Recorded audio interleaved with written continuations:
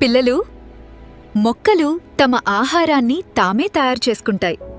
దీనినే ఫోటోసింథసిస్ అంటారు.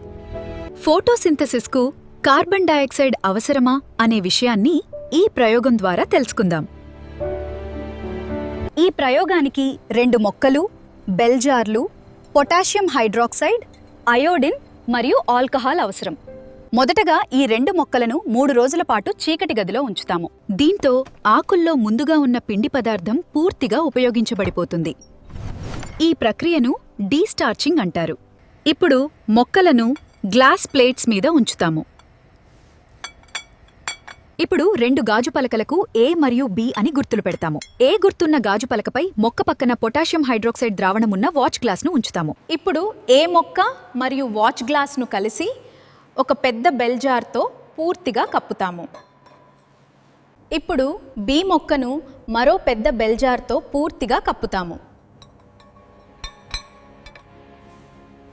ఇప్పుడు ఈ 2 ఏర్పాట్లను సూర్యకాంతిలో కొన్ని గంటల పాటు ఉంచుతాము. గాలి లోపలికి రాకుండా బెల్ జార్ మరియు గాజుపలక అంచుల వద్ద వాసలిన్ పూస్తాము. కొన్ని గంటల తరువాత ఏ మొక్క నుండి ఒక ఆకును తీసుకుంటాము. ఇప్పుడు B మొక్కపై ఉన్న బెల్ జార్ను తీసివేస్తాము. ఆ తరువాత B మొక్క నుండి ఒక ఆకును తీసుకుంటాము. ఇప్పుడు A మరియు B మొక్కల నుండి తీసుకున్న ఆకులను బన్సన్ బర్నర్పై ఉన్న ట్రైపాడ్ స్టాండ్ మీద ఉంచిన వేడి నీటిలో మరిగిస్తాము. ఇప్పుడు ఆకులను ఆల్కహాల్ ఉన్న టెస్ట్ ట్యూబ్లో ఉంచుతాము. ఆ టెస్ట్ ట్యూబ్ను వేడి నీరున్న బీకర్లో ఉంచి వేడి చేస్తాము. దీంతో ఆకులలోని క్లోరోఫిల్ తొలగిపోతుంది. ఇప్పుడు ఆకులను నీటితో శుభ్రం చేస్తాము. దీంతో ఆకులు మెత్తగా మారుతాయి. ఇప్పుడు ఆకులపై అయోడిన్ ద్రావణం వేస్తాము.